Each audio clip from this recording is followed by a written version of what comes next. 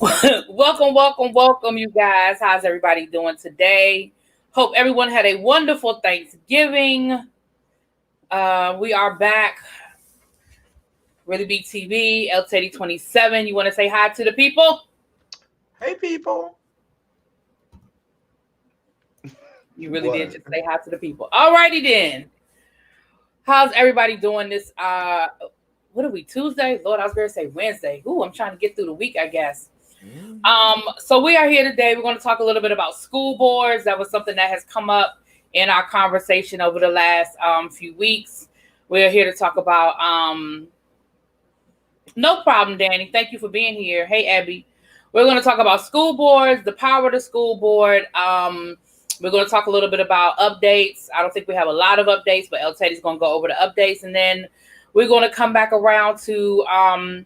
It seems like there's a name that's sort of floating at the top of the list for Department of Education Secretary. So we'll kind of talk about that as well. Oh, hey, Below. Welcome. How you doing today? Hey. You got anything you want to say to the people before we jump in? Other than No. no problem. Listen, it's okay. I just I get accused. I want to make sure No. I'm putting the information that I'm giving everybody all hearts and minds. Okay. Do you want to do the updates first, so since they're not a Yeah, lot, let's go get ahead and that get out. the Yeah, updates they're out the not a way. lot. All right. Only updates I have is, and this is for state by state school openings, closings, or whatnot in the great state of Michigan. Governor Whitmer announced a 3-week ban on in-person high school and college instruction across the state, and that began on November 18th. It should have concluded last week. I haven't received any updates on whether or not they continued that, but if it's college, most colleges last week was the last week of instruction anyway for a lot of colleges. So I would still say monitor your local school districts. And then in the great state of Kentucky, all K through 12 public and private schools in Kentucky had to stop in-person classes, and that started on November 23rd. Middle and high school instruction were scheduled to remain remote through at least January 4th. Elementary schools were scheduled to reopen in-person instruction starting December 7th in non-red zone counties. Those are all of my updates. Okay. Oh, it's an echo. Hey, Des, do you hear it? There's an echo. Mm-mm. Must be on my end. All right, let me go out and come back in then, because I heard it. Now I don't hear it anymore. Okay, I guess it's gone. All right. So, as you can see, we don't have a lot of updates, but again, I think a lot of people are maybe trying to wait it out till they get to their holiday break. Maybe again, like a lot of colleges have already started. I know a lot of schools are just coming back from fall break. One of the things that Dr. Fauci is saying is we're going to be looking for a wave in the next week or so from people who did travel over the holiday, even though they were asked not to. So we'll keep you guys posted as always. So a conversation, the one thing I've been doing lately, you guys, is keeping a list of topics that we come up with while we're speaking that we say, hey, that'll be a good conversation for a show. So one of those was school boards. I think a lot of people know that a school board exists. A lot of people know that they have a school board in their county, but I don't think people, or district, I should say, but I don't think people necessarily know or understand what a school board is, what they are tasked with doing, and how that actually works. Now, let me preface before we get into this. The information that we're giving you guys is general information. Every district, we just like we were talking about all these other things, every district is independently run, and so it moves from district to district, sometimes county to county, depending on how your state is set up. So none of these things are absolutes, but this is the general. Right. I was gonna say something about El Teddy trying to grow some sort of facial hair, but I was gonna leave it I'm alone. really not. There's a reason. We just talked about this, really. We just talked. No, we did not. We before when we were on the phone, I didn't tell you why I was growing my facial hair. I don't know. I don't remember that conversation. We literally just got off the phone, ma'am, and then you said you really did that in COVID Well, what that had to do with that? What does that have to do with facial hair? because of my allergy. I was break. Remember, I told you I was breaking up. Oh, okay. Okay. All right. We y'all, we literally just But I got didn't. off the But phone no. having that Let me conversation. defend myself before we move on any further. Let me defend myself. El Teddy starts talking about having a allergy to tea and how this woman kissed him on his cheek and she must have been drinking tea. And I was fussing at him about why was he letting somebody kiss him in COVID? Why was he letting somebody get that close to his face? So I did not make the connection between the facial hair and the allergy. Now I get Because it. But I don't. I had started to break out, so I had to let my Okay, well, see, I you didn't know even make that connection. I was just I was shaving would have, no, Des, you fine. This ain't your fault. Des said, let me shut up. if I would have shaved, it would have, irritated Yeah. all of Oh, I that. understand. I understand. But yeah, so school board. So I have a link, and I'm going to put it in the description box because I did not get a chance to do it before the live. But I'm going to just read some information off of there, and then we can kind of talk from there.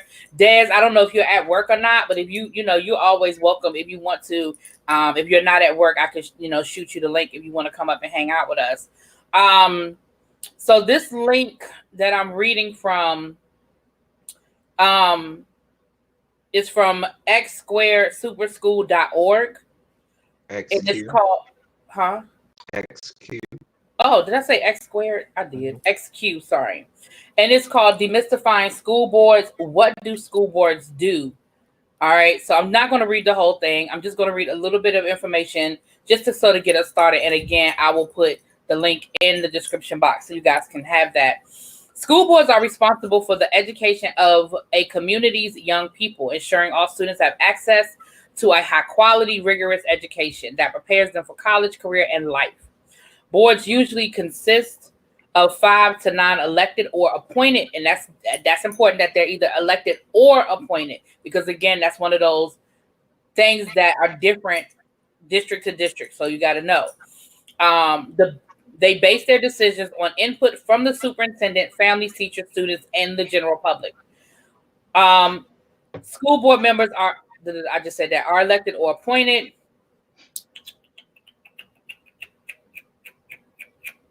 All right, here specifically do what school here is specifically what do school boards do? Hire and evaluate the superintendent, approve budgets, set spending priorities, approve textbooks and other curriculum materials, adopt the annual school calendar, make decisions regarding opening and closing of schools, work closely with school and district leaders on school schedules, supplies, safety, discipline, classroom resources, facilities, and other issues. So, how does the school board interact with superintendent, teachers, and families? Again, that would be a district by district thing, but I'll just read one or two of these off the website.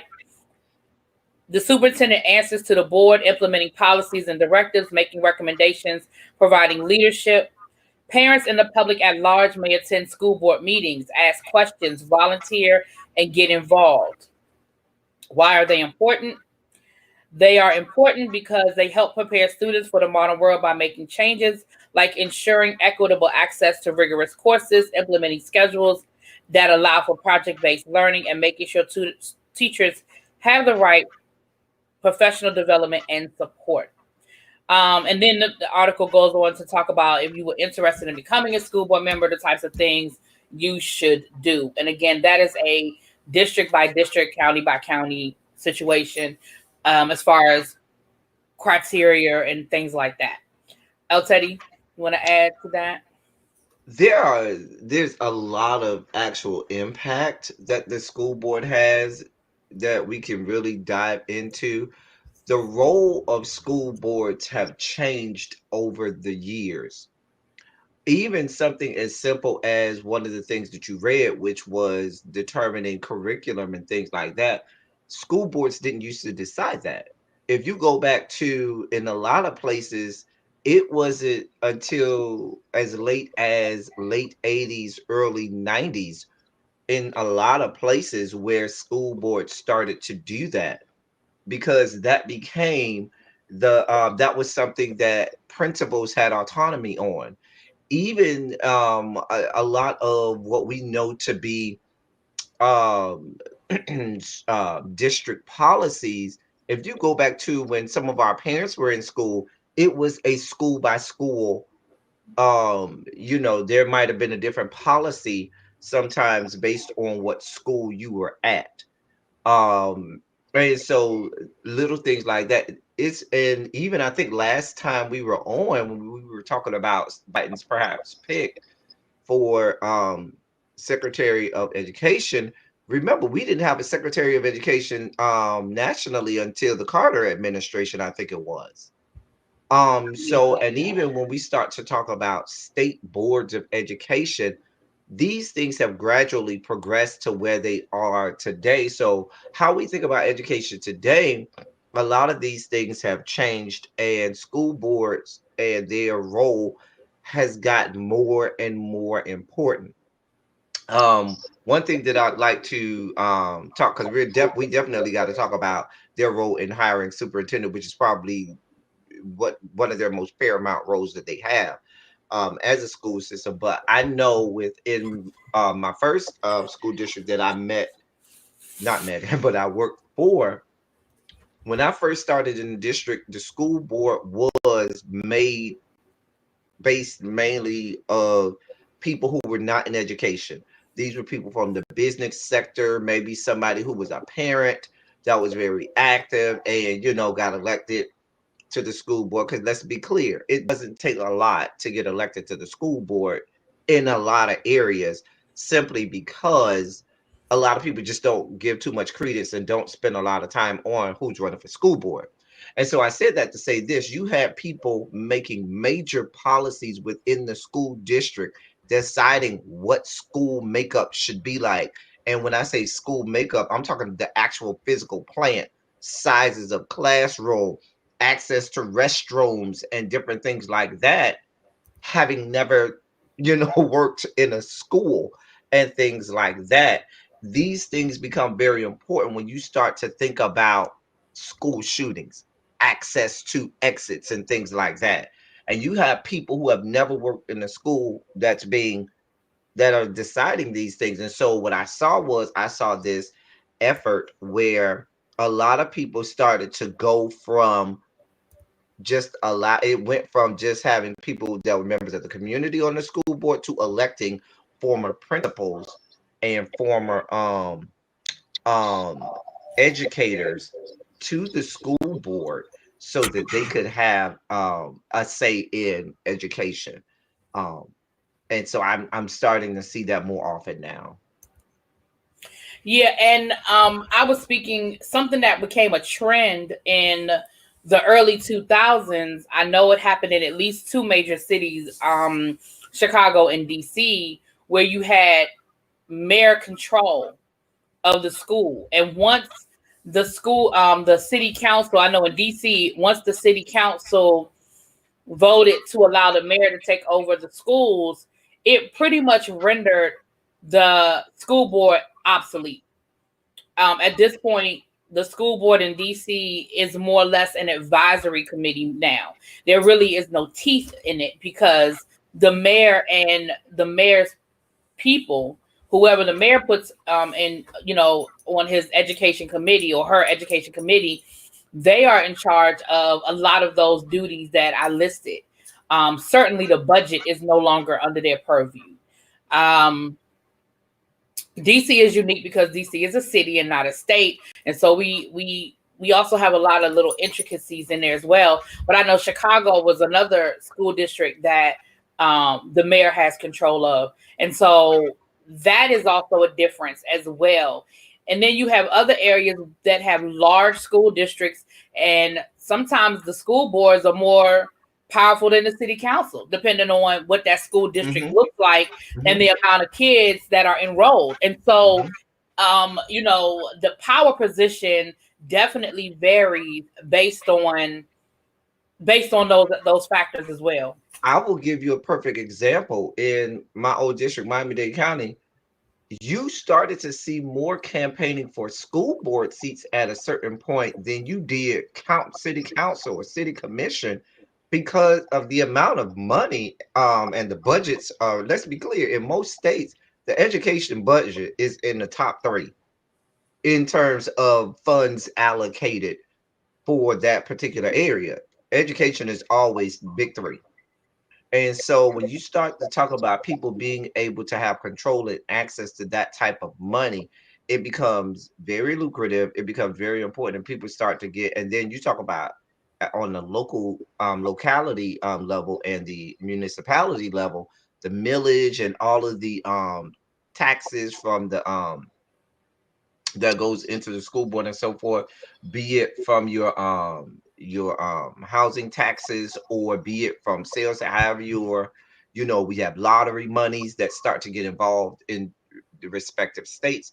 So these things become important. Now another thing that school boards are in charge with is things like policies and procedures. And when you start to talk about things like policies, it does seem cut and dry, but it really starts to delve into profiling, discrimination, certain segments of of the population, and how you can have policies that are directed toward certain segments of the population and policies that are not. And so when you start to have people in those governing positions that can make those decisions, and these people are not aligned with you, and these people can affect your children, because let's be clear, you can go out there and raise all holy hell. What the school board is going to say is, here's the policy, here's the board rule, here's the board policy. Ma'am, you can get as mad as you want, but your child has to go be in school or you'll go to jail. And if your child is going to be in school, he has to be governed by our policies that we put in place. So these policies then become very important. If you have little Johnny that you know has a proclivity for getting on your last nerve at home, how you think he's gonna be when he gets you know Okay. in somebody's schoolhouse. I'm gonna go out These and come back in because I'm still echoing. Go ahead. okay. And I don't know if it's me. Let me know. Well, okay. So that's the first thing. I saw you ask, has the role of the PTA changed? I'm the PTA as we know it now, in most instances, a lot of areas that I've seen, the school board is ancillary in that they like for them to come up with different fundraising opportunities. However, in a lot of states, there are mandated groups. In Florida, it's a SAC group, School Accountability Committee, where every single school has to have a SAC. And who's on that committee is, it has to have teachers, you have to have administrators, parents, students, community business leaders within surrounding the school. And so, and they're legally, you have to have a certain number of each one of those stakeholders on that. And they do a lot of decision making or help to make a lot of decisions that the PTSA in its original inception Right. was And supposed to do. And the reason that they did that, they mandated that, was because just think in certain areas, in certain schools, the PTSA just was not was not there. Was you didn't even really have one. It might have been a PTA of one. So then when it began to be mandated, okay, we all need to have one like this. And then that kind of changed the role of the PTA itself. in DC, it's still echoing. It's not okay. In DC, it's called the LSRT team, and it's the same thing that El Teddy said. It is a mandated. It is part of the teachers union contract, and it is mandated that it has to be a certain number of teachers, parents, local people in the community. And when we use the term stakeholders, that's what we're talking about. Stakeholders, that is anybody that has anything that has any sort of stake in the school, whether you live in the neighborhood where the school is, whether you're a parent, whether you're a teacher, whether you're a business person in the neighborhood. A lot of times, and that may not sound like a big deal, but wait until those kids start loitering in front of somebody's business, then it's an issue. Wait till, and sometimes it's positive things. They want to partner with the school. They want to make donations to the school. It's not always they're complaining type of thing, but and I mean, just like anybody else, what they don't want is to feel like the only time the school comes around is when they need something either. So you want to make sure that they're included in the conversation. One of the biggest issues is that generally, and this is like anything else, when you hear us harping on our other channels, we haven't done it as much here because we don't get very political on this channel. But when you hear us on our other channels harping on staying involved in your local elections, the school board is absolutely one of those elections that we're talking about.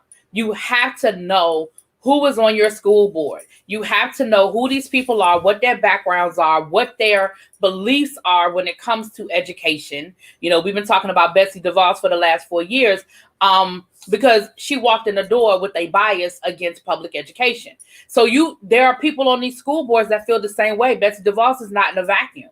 So you need to know these things. The problem is, though, generally speaking, a lot of times people don't show up until they have a problem. And usually by then, you're kind of behind the 8 ball because you want to complain about a policy when we debated the policy a year ago and put it in place. You want to complain about a textbook that your child has in the classroom. You don't think it's appropriate, but we've already had that conversation, and so it is, yes, the roles of the PTA, from my experience, I'm not going to say they've changed so much as they're not as powerful as they once were because parents aren't as involved as they once were. When I first started teaching, the PTA, they added the S later, but the PTA was very much a voice to be reckoned with because they had the numbers.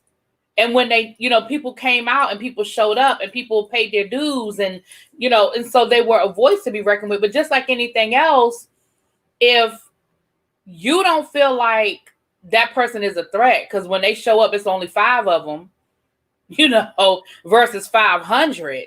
So the role, I would say, it generally, but I feel like the numbers, the teeth behind the organization, in my experience, from my experience, just isn't as strong. I mean, we're begging parents to come to PTA meetings, and that's why I say that's why a lot of states took to mandating these, various committees that were supposed to take on that role. So every school, knew there was a committee involved with taking on those roles. Another thing that we got to think about in terms of school board policy, there's a whole lot of stuff that goes overlooked that we don't think about, that we don't really politicize school boards like we should.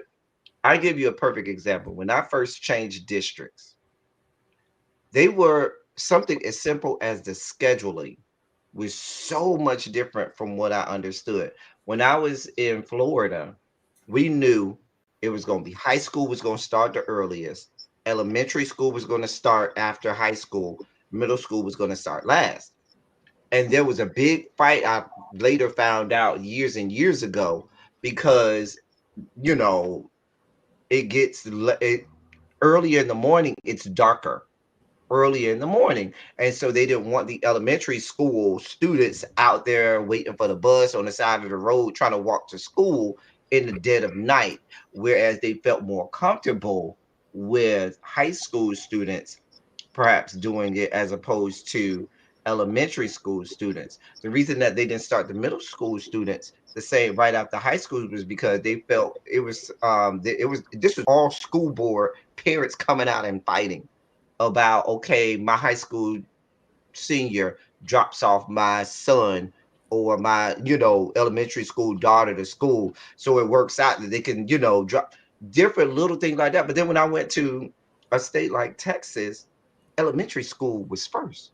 high school was last. And I was floored because you had elementary school students waiting on the bus stop at 5:30 in the morning in the dead of night. And I was like, oh my God, I couldn't even imagine, you know what I'm saying, how, that would have gone over. But that's what the school board decided. And Mm-hmm. these are I'll give you another perfect example. Think about the fact that we have more students that are starting to identify as trans or non-binary. Mm-hmm. And the school board begins to set policies about restroom usage, Mm-hmm. how to whether or not to address that student by their legal name, by what the parents say, or by what the student different things like that. And you get into a lot of legalities and a lot of things that people feel strongly about politically, not knowing that these are people who are directly affecting it when it comes to your children.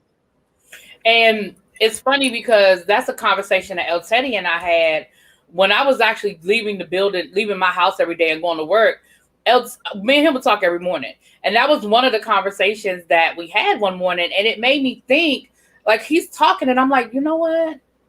My school district has done none of this. Like, all these different things that he was saying when he worked in Miami, that they did to address the LGBTQIA community within the school, and sensitivity training, and just a lot of stuff, the policies that they had in place. And I was like, we don't have any of that. And so I took that and I made a decision that I started reaching out to certain people and asking certain questions and saying, hey, why aren't we doing these things? What do we need to do? And COVID came along, and so some things were kind of put on hold, but we have started looking at some things, and some, as a district.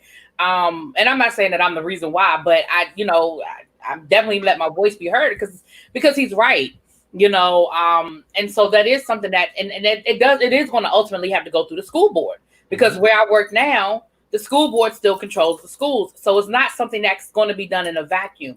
It's something that a committee is going to have to come up with some very specific, plans, and And trainings and stuff like that. And then the school board is going to be debated. They're going to have to go, it's going to be a whole process. and here's another huge arm that people neglect and people never pay attention to that school boards do. And there's a process for this too. Textbook adoption. Yeah. And we as a race of people oftentimes talk about the rewriting of our history, the rewriting of what happens. Why aren't students learning this? Why aren't students learning that? Because it's being written out of textbooks. Then when school boards make the decision to adopt textbooks, they legally have to make that textbook available so you can see what's in it before they adopt it. And a Yeah. lot of times people don't do that. So you begin to have textbooks that in the textbook the science textbook talk about creationism and say that the world is only 6,000 years old when there's no scientific evidence for that. There's no mention of evolution, Darwinism, or any of that. So now you are literally you have history books that are excluding whole chunks of American history, dealing with slavery, dealing with things like The Civil internment War. camps, and the Civil War, just eliminating history. I even give you a perfect example that I dealt with as an English teacher. I had to have a board meeting because a parent felt like I was having too much African American authors that was in my class, and she was white, and she said, why are all of these authors black? She assumed that they were black because they were talking about issues surrounding black people, but the thing about it was they were all white, and she did not. But these are the things that I'm talking about. I'll give you another example. There was a novel my students were reading, 10th grade class. There was a portion of the novel, very famous novel. Portion of the novel, sex was happened in the novel. It wasn't like really explicit, but they talked about sex. They had sex. A mom said, I don't want my daughter reading it. She went down to the school board, raised a fuss. The school board added it to the list of novels that are now banned. Every other district in the country does not ban the book, but now in the district they banned it just because, and so different things like that We had a is the situation. power. I dealt with a situation similar to that when I was a department chair. And even though this young lady wasn't in my department, she was one of my mentee teachers. She was teaching I Know Why the Caged Bird Sings. The Mhm. book was on our approved list. Mhm. She sent a letter home to the parents before they started reading the book saying, Mhm. hey, we're getting ready to read I Know Why the Caged Bird Sings. It discusses, molestation. It discusses rape. It discusses this. It discusses that. If you would like to opt out of your child reading this book, then there will be a replacement project. Your child is still going to be responsible for X, Y, and Z, but please return this letter signed by XYZ date, right? Now, this was before the days of all of these electronic, blackboards and all of that. You really just had to rely on communication going back and forth, other than the regular mail, I should say. And so the parent got halfway through the book and she started complaining. And like you said, it became a whole issue. Now, luckily for the teacher, I ain't gonna say luckily, but because it was already on the approved list for that grade level, she was fine. I mean, it wasn't she wasn't doing anything rogue. But again, here's a situation where now, and again, like you said, it went all the way up the ranks Mhm. because the principal backed up the teacher because the Mhm. teacher wasn't doing anything wrong. Even send a letter home saying, "Hey, this is what we're going to be doing." I was on the textbook. I am on the textbook adoption committee for my county. And my first year in the county, I was on a committee my first year. And the first year we were looking at new U.S. history books. And it took us forever. And it took us forever because we were a mixed group. We were black, we were white, we were women, we were men, we were old, we were young, whatever. But it took us a long time because we could not find a perfect, I put that in quotation marks, textbook because we felt like we were giving up something to get something else. Either we were giving up resources to get content, we were giving up African American studies to get LGBTQ studies because they added that to our curriculum that year. So we were looking at a textbook that was going to add something. Most textbooks don't have a lot, but at least mention Stonewall, give us something. So it took us forever because we just could not find a book because like you said, they're writing something out. They're not putting enough of this in. They're not addressing this enough. I mean, one of the textbooks, the Harlem Renaissance, was just a blurb. It was just, oh yeah. And while all of this was going on, there was this thing happening down in Harlem. And that was, I mean, I'm exaggerating, but basically it was just we were like, what? Have they taken the Harlem Renaissance out of this whole chapter dealing with this time period? And so you you definitely, that is important. And as a parent, it's important to make sure you're paying attention to those things because when those curriculums change, and they are always changing, you have to be very cognizant of what they're taking out and what they're changing. And it also changed based on the part of the country you live in. Mhm. Because I remember a big debate, and you were in Texas, so you could speak to that, about them taking the language slavery out of the textbooks in Mhm. Texas. Mhm. They didn't even want the word slavery in the book. And I'm like, well, Not at all. I don't know how the hell you teaching U.S. history and you can't say the word slavery. I don't understand it. Oh, and they did. Oh, don't think that I'm not. It wasn't like they were thinking about doing it. They did it. Let's be clear. It was done. Um. Yeah. So yes, it absolutely was done, and that's a whole subject in itself. You know, textbook adoption and subject. Because the thing about it is, just like we have those of us who are African American, who are fighting for our things.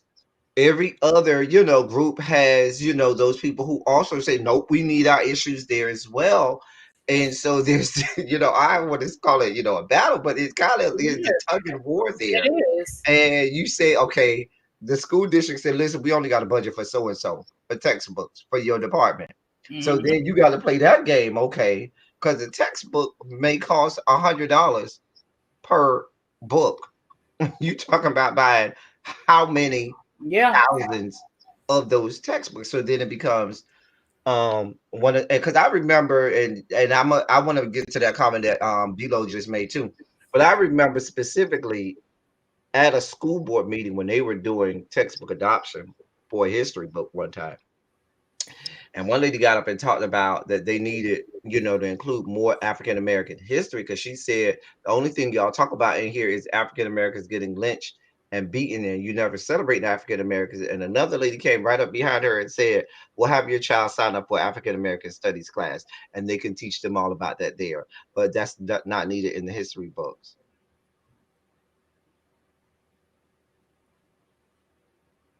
Exactly. You see how that see how that sounds. You understand what I'm saying?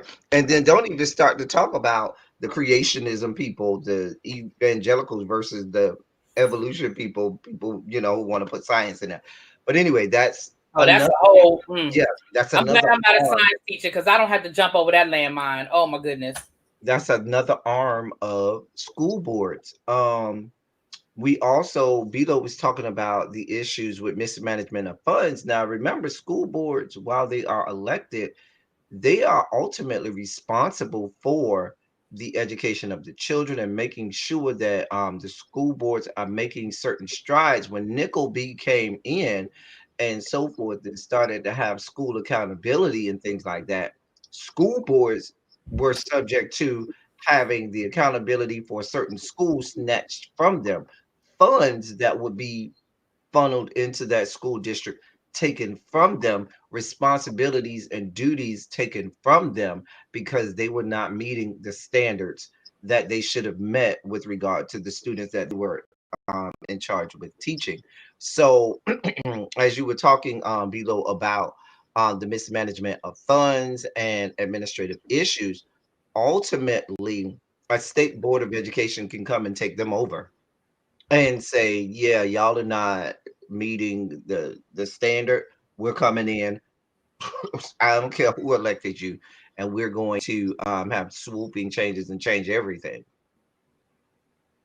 Absolutely. And Below, I applaud you for that and encourage your friends as well. Make it, I mean, especially, I mean, post COVID. And it may be actually even easier now because they probably have a public link where you can log into the school board meetings and you don't even have to go anywhere. I know. And actually, they have to let you know. I don't mean to cut you off. They have to put the agenda out so many days in Yeah, advance to give yeah, people a chance to peruse it. So if you do want to come and put your name on the list to speak on that board issue, you can be able to do that. yeah. I'm sorry about Yeah.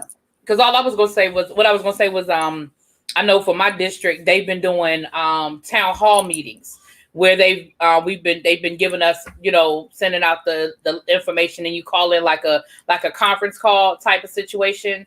And they've been doing that since the beginning of COVID so that they can keep us up on information and things like that. So it's probably easier now to attend a lot of those meetings than before. But I applaud you for wanting to get involved, even though you don't have children in the school, because again, you just don't know how that something as simple as changing the bus route may affect you because now you have school buses coming down your street at 5 in the morning, and that's not to say that that would be totally inconvenient, but you may need to know that because I know getting behind a school bus in the morning when you're trying to get to work, you might need to know those things. It's not a big deal, but again, those are the types of conversations that they're having, and it may affect you even though you don't have kids at the school. They may put a school bus in front of your house. So now you got kids in front of your house every morning. I mean, these are just little things. And so, or if when a school district decides that they're going to open a school, they have to go and do surveys of yeah, the that's land. true They too. have to do traffic studies to see how putting a school there can affect traffic and whether or not, it's so much that goes into that people just take for granted and different things like that. That is the responsibility of school board, the fact that they're a board policy. And I'll give you another examples. Vendors for the schools. Do you know how lucrative it is to become a vendor? I know in my home district, there became a board policy because it got so out of control with them not choosing any minority vendors. It's against a school board policy for you to have a vendor for anything $1,000 or more, and not have a minority vendor, meaning one of your bids, you have to take bids and so forth for these things, anything, even if it's like t-shirts or fundraisers and stuff like that. If one of your people that you want to, have take bids from is not a minority, they will reject whatever it is. They won't even read it. You have to have a minority vendor, and that's because the school board decided that, okay, this is not a good practice for us not to be choosing any minority, because people went to the school board and began to complain about, hey, why there no minority? Why we don't have nobody? You just giving it to all white people, all big companies, you know, and little Yeah. things like that. And I've even seen the policies change. If you're a small business, again, when I first started teaching, in the dark ages, the the vending rules, shut up, El Teddy. The vending rules were different. The school could employ their own people if they wanted to bring in their own photographer, not to take the school pictures or anything, but if they were having an event, they could just hire a photographer. If they wanted to bring in a caterer, they did. And now the district where I am now, if they are not on the list of approved vendors, you can't use them. You're not gonna get a check unless you're paying for them out your own pocket. You're not gonna get a check, and that's And for even most school districts, that's illegal. right. That's what I'm saying. But when I first, but when I first came into DC, I'm sure there was a list, but they did give principals discretion in certain areas that they don't have that discretion anymore. And if you're not on the list, and once again, here's the difference between a charter school and a public school. Charter schools, they may have a board of directors that's over the school. They may have a board, an advisory board or something like that, but they don't have that same governing body, and they don't, and the same rules don't apply. So like with vendors, I have friends who I use photography because I have a friend who's a photographer. And when a lot of these school districts started being a lot more strict on the vendors, he kind of got iced out of a lot of places because he's not a big company. He's just an independent guy that has a camera and takes good pictures. And so a lot of his business started coming from the charter schools because they did have that autonomy that the school districts didn't have anymore. And he just couldn't compete with the bigger companies. He couldn't give the same discounts and the same products, for the same, you know what I'm saying? And so he sort of kind of, DJs, something as simple as DJing for a party for homecoming. If you're not on the list, you might be given the best price, but you're not on the list. So those are the types of things. If you're a small business, like El Teddy said, it is lucrative. If you can get on the vendor list, it is very lucrative if you have those types of businesses that you can compete with and get into the schools. And like I said, again, I know when I worked at the charter school, we did have an advisory board, but a lot of those meetings were not always public. A lot of those decisions were not always up for debate. The process is just different. It's just different.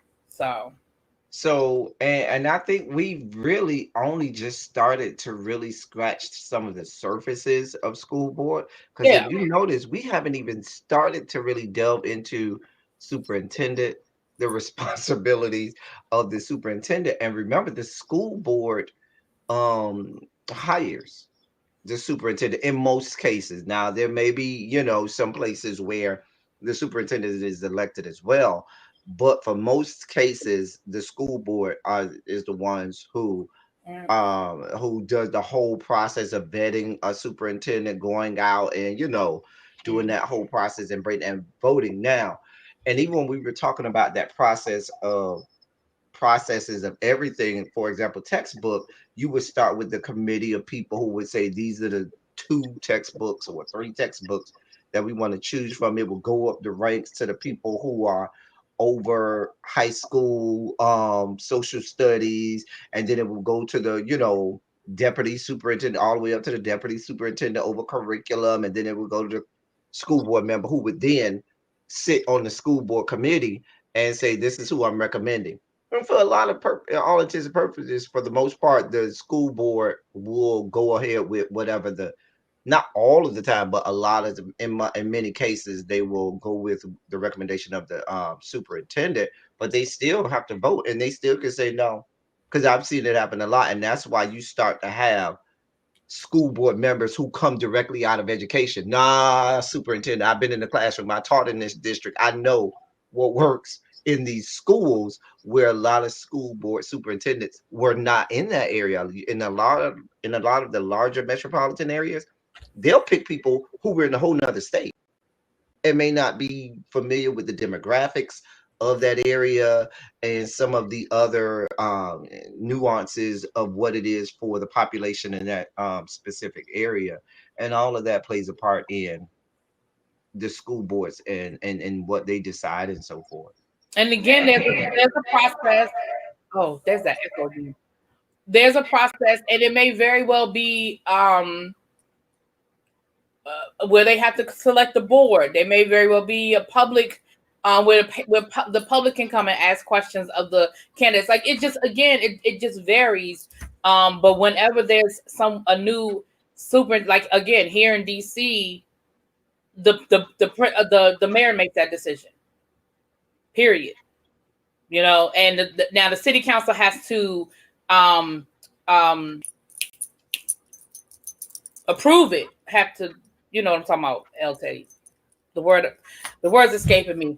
What the Senate has to do for the president's picks. Confirm. Jesus, thank you. The word I couldn't get it. But yeah, the city council confirms the pick, but unless it's something egregious. I mean, because again, remember, the city council really ain't trying to pick a fight with the mayor if they don't have to. So unless if something comes out of their past that's just totally egregious, then for the most part, they're gonna go through.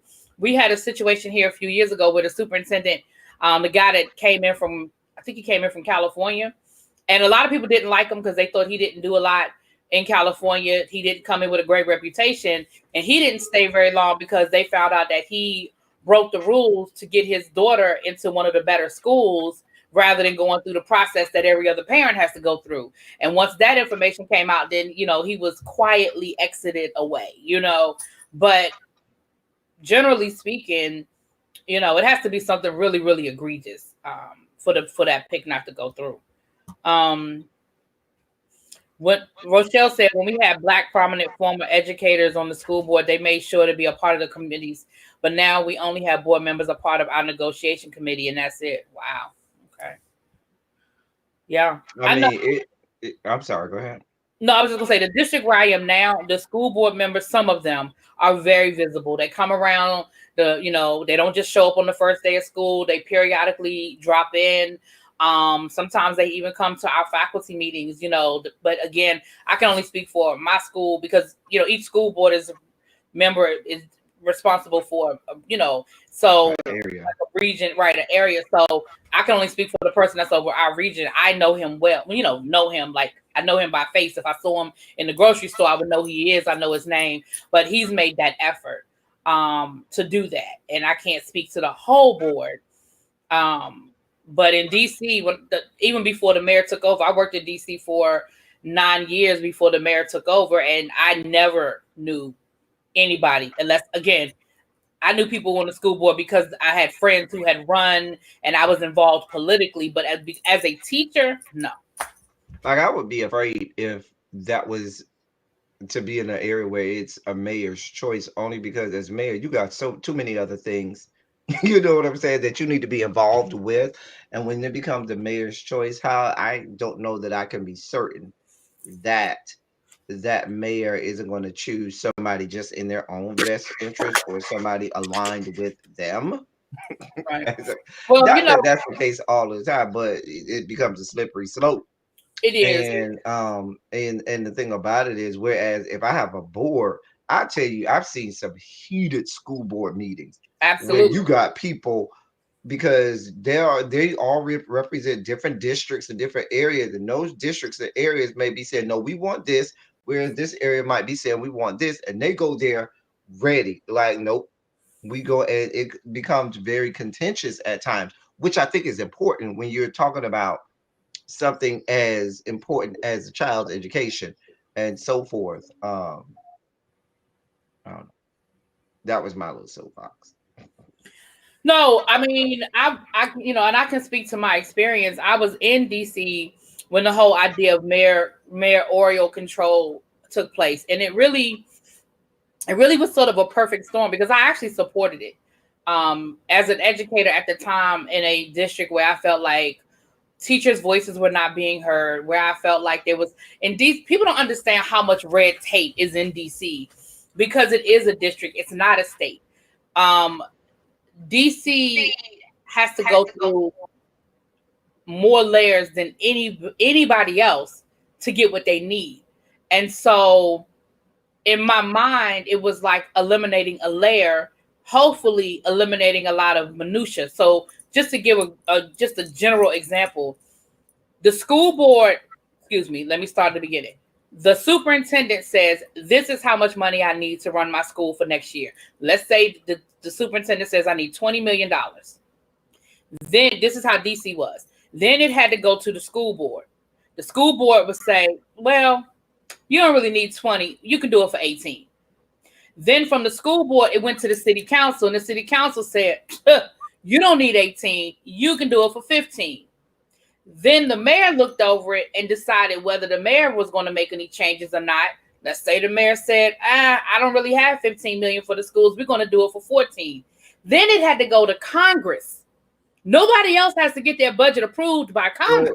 Go ahead. I'm sorry. Wait a minute. Let me finish. And then Congress says, well, you can do it. You don't need 15. You can do it for 12. Then the budget comes back down, and the superintendent now has to figure out what to do with 12 million, what he said he needed, or she said she needed 20 million. And so when you do that over years, and not just 1 year, but we're talking about for the last 30 years, because DC didn't get control until the 70s. So you're talking about from the 70s to the 1990s. So we're talking about 30 years of always, that situation happening. For somebody like myself, I was like, well, if we can take out the school board and take out the city council, and it's just the mayor looking at the budget, and it's just the mayor doing this, and it's just the mayor doing that, maybe, just maybe, we can start getting what we need. Then you had a mayor who was very popular at the time, who, had won in this landslide victory that everybody supported. Everybody thought it was a fresh new day in DC. It was just a perfect storm. Now, we quickly regretted it. I think that I don't call it what I call it is, I call it people that just were not forward thinking. One, because I don't consider myself not forward thinking, but go ahead. I say that because one, and I don't want to confuse a lot of people that may be listening to the podcast replay or whatnot. That is certainly not the norm. DC is its own anomaly because that is not how 99% of the school districts work. It is, so I don't want to confuse you with regard to that, because that is different. But the reason that I say that people were not forward thinking, because even what you describe when you say I'm just going to turn all of this over to one entity, it sounds like almost like a monarchy or a dictatorial situation. While it may, and when I say forward thinking, I have to think, if I'm thinking about something, I'm thinking ahead. Okay, yeah, I might like this person right now, but who's to say, the next person who has that same amount of power left to themselves, it could just go, haywire. Or if that person changes, gets in there, tells me one thing, sells me one thing, but then when I give them all of the power and the rubber hits the pavement, then where's the check and balance to them? There was a check and balance, it just didn't work. Sort of like the last 4 years of our government. There's a check and the balance was that the city council had to give final approval. That was that's why I say that's why I say DC has a very unique situation, because in most cases the school boards, they do what they do, and the city council, they do what they're a whole separate entities and so forth, where they're not, the school board isn't answering to the city council and so forth. They may work on some things together, but a lot of times it'll go state DOE down to the school boards and so forth. So yeah, we got about 5 minutes, so we need to hit our other topics. But yes, I didn't think we were gonna have this much to say about school. Me either. And again, we definitely, like you said, we haven't even gotten into budgets and right. But we haven't even gotten into budgets and all that. But just to put a period at the end of that, I think that's why we didn't, because it seemed like that was going to be the trend. And I think that's why the trend sort of ended with DC, because I can't really think of any more major cities. There may be some smaller cities where the mayor has control of the schools, but I can't think of any more major cities other than Chicago and DC. But I think that's probably why the trend. I know they talked about it in New York, or was it? Is it New York where the mayor has control of the schools? It might be New York. Well, no, even with DC and New York, from from what I understand, when that mayor picks, they still it's their recommendation, and it still has to go, and there's the committee that votes and stuff Okay. like that. Okay, yeah. So, but anyway, we'll put a period at that. But again, like I said, I was supportive in the beginning, but very quickly realized no, wasn't the answer. But again, when you're desperate, you think, okay, this is different. This is new. Get me out, get me out, get me out. Like something. Okay, so the other thing we wanted to just, and we're not again, we have to spend a lot of time on it. We spoke a few episodes back about the names that were being floated around for Department of Education. And one of the names that we did tell you guys about was Lily Garcia. Mm-hmm. She's the former president of the NEA. She's the Association. Yeah, National Teacher Association. And we told you guys that she was the one that started as as a school cafeteria worker, and worked her way up to become not only an educator but also become the president of the, I believe the NEA is the largest teachers union in the United States. The AFT is the second largest. So it seems as though her name is probably at the top of the list, because we find, and here's another link, we'll share it in the description as well. Hispanic Caucus backs former teachers union chief for education secretary. So the Latino Hispanic Caucus is officially saying, yes, we support her. And this is somebody that we would love to see be chosen. And so matter of fact, they've already written a letter to the Biden administration saying y'all need to pick her. Right. At this point, Biden finds himself in a precarious situation, not to go political, but when you start to make promises about diversity and things like that, then people come and knocking. Hey, right. And I think I think we're starting to see the knocks being answered a little bit. We saw, not to be political, but I'm just saying this to be done.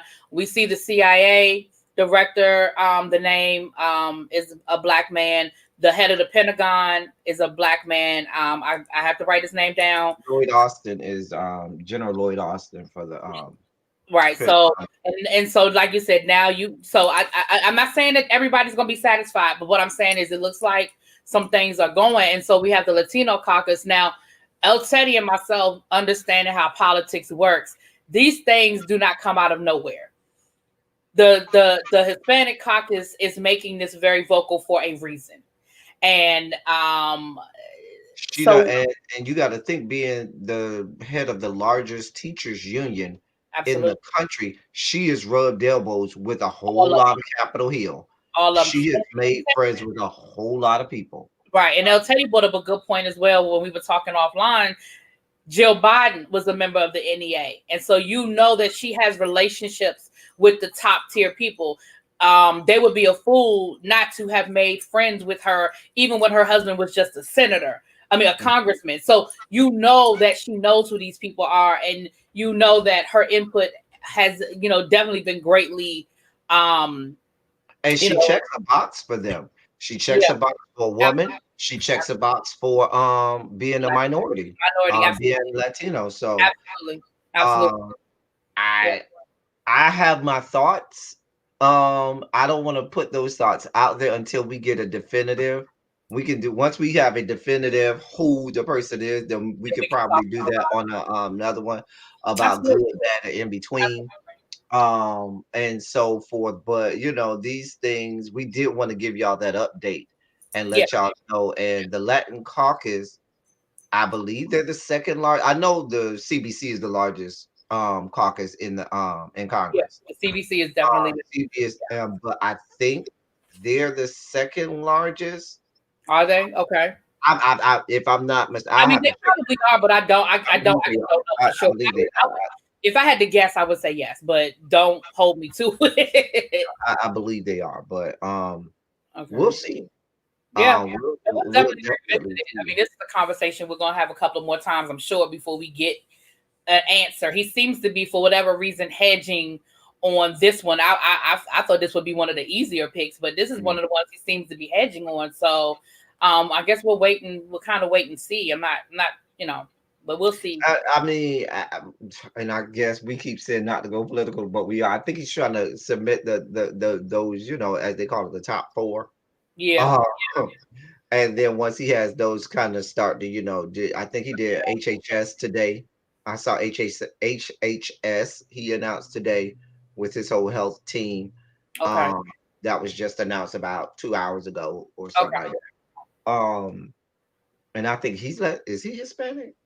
I think he's Hispanic, the guy who just got announced Okay. as HHS. And then there might be issues with General Lloyd Austin because he may have to obtain a waiver. And part of the Democratic Party says that they're not going to confirm him because they don't want to have to write a waiver for him. Okay. Anyway, well, we're at an hour. We want to try to hold ourselves to that. I want to thank everybody for coming through. A couple of quick announcements, and then I'm gonna turn it over to Dr. L. Teddy. First of all, please, you guys, thank you so much for our new subscribers. Thank you to everyone who shares us, who likes the conversation, who leaves messages. If you want to email us or reach out to us, the email is the teacher project 2.0 at gmail.com. And the point is the actual point, not spelled out. Um, Period or not. the period or dot. Thank you. Thank you, English teacher, for correcting me. But so please reach out to us. I do check the email. And a lot of times you guys are sending us information, which is great because it is greatly appreciated. We always like new information. But if you have any questions, any show suggestions, anything you would like for us to discuss, or you want to just have your question answered, just drop us a quick email. L. Teddy doesn't read the email, so don't worry about your grammar and your spelling. I got you. So he won't correct your emails. The English teacher in him can't help it. So please do that. Also, if you guys don't mind, please make sure you are subscribed to our other channels if you're interested in all these other topics that we talk about. It is L Teddy 27 _ official, and then I'm really BTV. And be on the No underscore mine. It's just LTeddy27 official, all one word. If you go to youtube.com oh slash LTeddy27 official, all one word, I it'll come apologize. up. I don't know why I thought it was underscore. Did it used to be underscore? I'm tripping. All right, I'm sorry, y'all. I just I do. my head and not my heart. I'm sorry. For those people wondering, if you do follow my channel, I might go live later tonight because I do want to discuss some things involving politics. There's a lot of stuff going on right now that's coming out that I do want to discuss. All And right, so so if you want to move forward, you want to dig deeper into the political conversation that we kept saying we weren't gonna have, that we kind of did. yeah, But definitely. and I'll do it after Really B's live. So Really B, I'm gonna let you do your normal live Okay. tonight, All right. and No. then I'll do mine after yours. Okay, yeah, because I usually go live anywhere between 6 and 7. I generally do my live. So look, and I'm about an hour to an hour and 20 minutes. Sometimes they keep me talking. So look for El Teddy after that. So we'll just go boop, boop, bam. And I think that's it. Go ahead, El Teddy. We definitely think, like I said, we sometimes come into some of these topics and we think, oh God, I don't know if we're gonna have a whole lot to say about it. And we always end up having so much. And then when you start to, I think we could actually have a whole part two of the school board. Cause like we said, there's some major things that we ain't even got into, like the budgeting, the taxes, the millage, and all of those things that go into accountability to the DOE and it's so much more that goes into that that we could delve into and discuss. And like I said, we definitely, and like Really B said, also appreciate your input, your topic suggestions, and so forth, because we do want to meet the needs of you all, the listening and viewing public. We definitely want to meet your needs, and we want to bring it to you. Not saying that we know it all or we are all seeing and all knowing, but we do try to bring you as much information as we can. Try to have links for you. Try to have information that we're always being forthcoming. Even the article that really be gave today, I didn't want to have an outdated one, so we had that article was as recent as well, not last month, but October of this month about school boards and so forth like that. Mhm. That information about Mrs. Garcia and so forth. That information is very so we try to make sure even as we update daily on school closings things, we try to be forward and up to speed on everything for you. That's all I got. Can't wait till the next time. I'll be so excited about it. See y'all next time. Peace.